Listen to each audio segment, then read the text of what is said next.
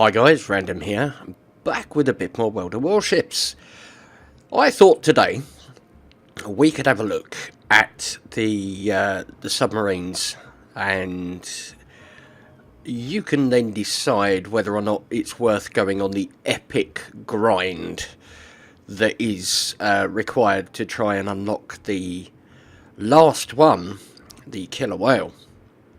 Now, we'll look at the killer whale in a game, but yep, we'll have a quick look at the other ones. This is the Barracuda. This is what you start off with. This is unlocked and is available to you. We can see on the front here we have 6 torpedo tubes. Okay, and that's pretty much it. This thing does have some secondaries on the top there, but to be honest, unless you're shooting the ships, they don't really do much. They fire at the catapults, but the targeting for the catapults is wrong. If you imagine that is the catapult, it will aim at the base here. So it doesn't actually do any damage, which is a bit pants. But, you know, they're there. We've got the 5 kilometre range on them. So, yeah, they're alright. They're alright. They've got a 30% fire chance, so you might get a fire on the ship. You might burn it down. But this one is the first one you will encounter, and it will be the only one available to you until you grind some XP. Now, once you get some XP, I can't remember which way round they were. I'm gonna say it was probably this one next, but it might have been the next one that I'm going to show you. So these could be reversible. But this one is the Gefalken, and yep, we can see, if I just get rid of the UI for a second, we can see on the front here we have 4 torpedo tubes. Yep, and that's pretty much it. This thing isn't bad, to be honest. It's quick. The speed on it is 31 knots. The Barracuda, 27 knots. So, yeah, this one is pretty quick. It's the fastest one out of the 5. No secondaries on it. So, yeah, there's that. But you grind some XP and you will unlock this. Which is pretty cool. You know, you can then take it out. Means you don't have to wait the half an hour. If you want to go and do the mission again, then you can. After that, we get the sea lurver. Yep, or this thing, which is pretty interesting. The sea lurver is, can't quite get down there. Yep. I mean, the design on these things is great. Again, no secondaries. They're anti-air. They're not secondaries. So, again, you're not going to shoot anything. But, yeah, pretty epic looking model. Really quite impressive. It must be the Gefalken, then, that's got the rear firing torps. Can't see the tubes for them. Unless, of course, these are the tubes here, which is possible. But yeah, you fire your freezing torpedoes from the front and your damaging torpedoes from the rear on this one. After that, you unlock this one, which is the Zipper, which isn't all that quick, so I'm not entirely sure why it was called a Zipper, but, you know. There we go. This thing has 2 torpedo tubes at the front. You can just about see them there. There's one and there's the other. This dock's not ideal for looking at stuff like this, because it doesn't let you go all the way down, but if these are in the water you can't see the tubes. So yeah, it does have a secondary on the top there. And, yep, literally just the 2 torpedo tubes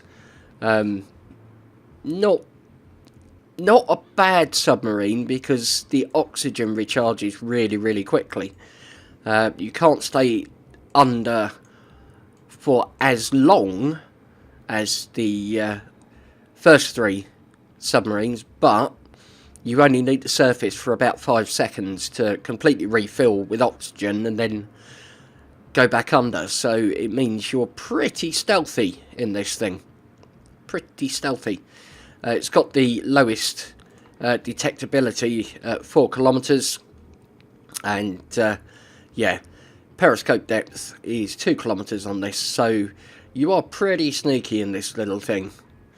And then, last but not least, we've got this monster. Yeah, the killer whale. Now, this requires you to get 50,000 base XP, which is, if you average out about, I don't know, 1900, 2000 per game, that's 25 games.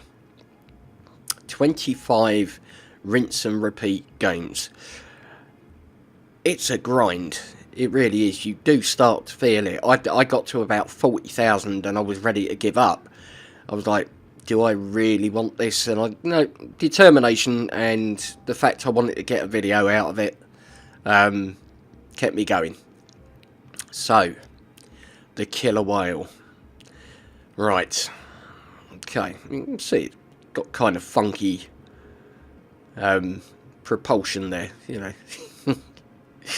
So, let's have a look at this thing. 12,500 hit points. You've got one 102mm secondary. You can't do the normal click on it and go to the thing, but there's a secondary just there. Torpedoes. Now then, it's got a lot. So we have these fire single torpedoes. Okay, so we've got 2, 4, 6, and then 4. Now that, to me, says that this probably fires out the rear as well. Can't see the tubes, but out of the back somewhere maybe, but we'll check that in a minute. You do have some AA defence, but it doesn't really matter. There's no planes in the scenario. Manoeuvrability 28 knots, so she's not bad. She isn't bad. 7-second rudder shift, not great. If you look at stuff like the Zipper, 1.7 second rudder shift. The Sea Lerver, 6.5. 4 on the Gefalken. The Barracuda is 7.6. So it's similar to the Barracuda. And then concealment 5.6 and 2.8 at periscope depth. Okay, so not very stealthy. Now then, you get a 19-point captain with each one. This is the build I've gone for: priority, target, preventative maintenance, high alert, adrenaline rush, last stand, torpedo armament expertise, fire prevention, and radio location. So yeah, that's what I've gone for. Obviously you can go for pretty much whatever you want. There aren't all that many choices, so whatever you build, it's going to be not a great deal different to that. You might choose one skill over another, but yeah, I didn't bother going for the survivability expert on this, and there's a reason for that, because most of the time you can manage your exposure. So what we're going to do, we're going to jump into the operation, and we're going to go through how to do it, and 5-star. We may not 5-star this one, but we will try. But I'll tell you how to 5-star it. So we can see here we've got 1, 2, 3, 4. Okay. Each of these little dashes here is a torpedo, and they reload one at a time. So that there is going to reload 4 of the explosive torpedoes, if you like, the normal ones. Then you've got these freezing torpedoes, which basically do exactly that. They freeze your target. So they'll come to a stop when you hit them with these, and they won't fire at you, which is nice. So let's wish everyone luck, like we do, and we'll start moving off. Now, let's maximise the map. Your first ships will spawn there and there. Okay, they are the first ones to spawn, and then your next ones spawn here and here, so bear that in mind. So let's get going here. Now what I tend to do is I tend to stay on the surface until I'm detected, and then I tap C and submerge. Torpedoes to port. Now what we can do here, if we use one of the freezing torpedoes, hopefully, is get a hit on that Zicasa, which should bring it to a halt. Start slowing down because we don't want to get too close. We're detected now because we're within that 2.8 kilometers. There we go. So we got the hit on the Zicasa, and you'll see that it starts to slow down. So I'm going to aim just ahead of where the Zicasa is, and there we go. Job done. So let's get another torp away on this Zicasa, and that should be the end of that. Accelerate back up. See, we've got critical oxygen levels, but that's fine because now those ships are dead, we can't be spotted. So we'll surface, we'll refill on oxygen. You see the little green bar just here, that's your oxygen level. So yeah, we'll target the catapult, won't hit it. You see what I mean about it aiming at the base, and it's only really if you get a bad shot that you'll actually hit the thing, which is very odd, but you know, there we go. So moving up to the next one. Now I don't push, I don't mind pushing ahead, to be honest. These Scarabs and Vargs have a tendency to actually use WASD hacks. So let's drop down. We're being targeted by two ships. Can only see the one at the moment, but that's fine. Depth charges coming in, so we'll steer away from them. And we'll get our freezing torpedo ready, and we'll launch that. That should hopefully get a good hit on that Scarab. I'm within detectability distance now, so let's not slow down. Let's keep the speed up. Right, so the Scarab's down. Now I'm going to guesstimate a torp there, but to be honest, yeah, it's already down. So let's bring this Varg on. Now I find with the Vargs, you know, they speed up and they slow down. So there we go, he's slowing right down. So generally I'll just do it by eye with the Vargs, and then we'll get a couple of these away, and that should hopefully pretty much do him. So let's try the rear launchers. See, I'm not too worried about this guy because he's frozen, so yeah, we'll use the rear launchers, and that should be enough to get rid of him. And then we've got a Leviathan again. The Leviathan is one of the speed up, slow down WASD hacks. So you do have to get in quite close for these.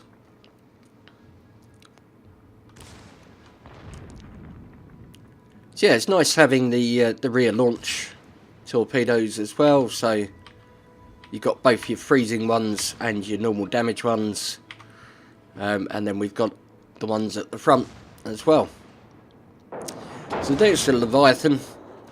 So I'm going to drop down. Now, teammates are probably going for the first one, which would make sense.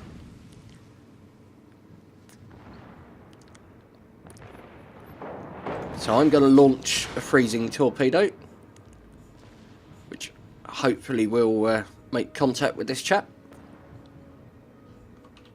You can do the normal follow your torp. Yeah, it's looking good. Get the tail end. Yeah, we will.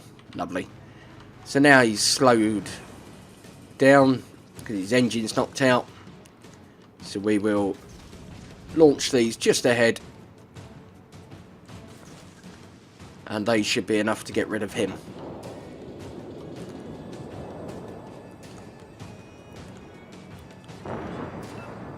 There we go. Job done. Right. Surface, because we don't need to be underwater. There's nothing to see us. So we'll come up. Yeah, pretty much cleared this part of it. Now we're getting into the second stage where you will come across Rasputin. And what we need to do here is we need to make sure that everyone pays attention to these areas here.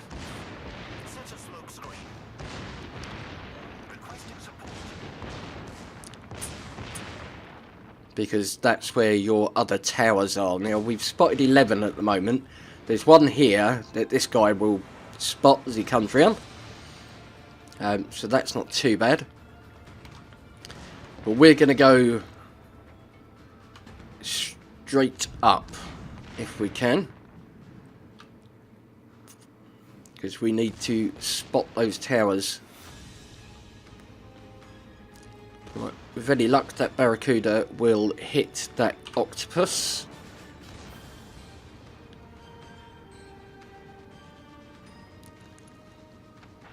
Right. So that there is a depth charge. You can see it just there. Yeah. So we're looking around. It's very nice. Very nicely done, all this underwater stuff. Right. All of the mounts have been spotted now. So that's great. So now all we need to do is sink Rasputin. So load up the freezing torpedoes. Now it does say you need to spot the dark tower or whatever it is, but if you kill Rasputin, it comes up anyway. It's the actual ballistas and things that you need to get rid of and spot. Alright, torps coming in, so we'll dodge those just by doing a little dip. Rasputin has been frozen, which is lovely. So we've had to emergency blow because we ran out of oxygen, but that's fine. I'm going to get 4 of these into the side of Rasputin, and then I'm going to dive again, hit repair, and we're going underneath him because we can use our rear launchers. So let's go back up to periscope depth.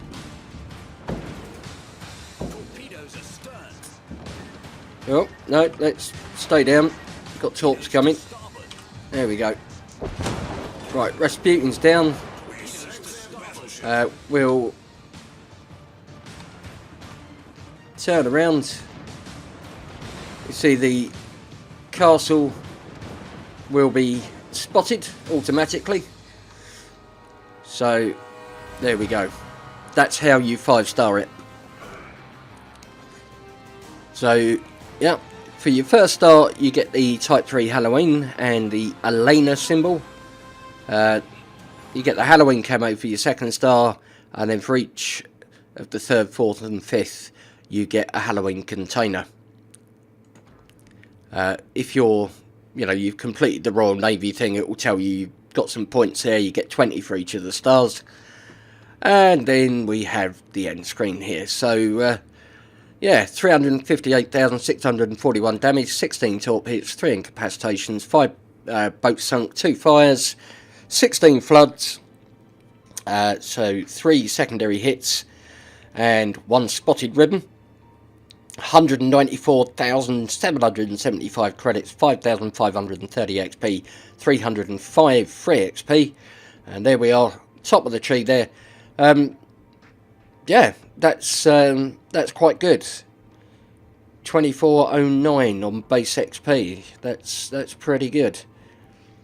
So yep, there's the screen there. 200,000 damage nearly on Rasputin, and take home 180,525 credits and 5,747 commander XP.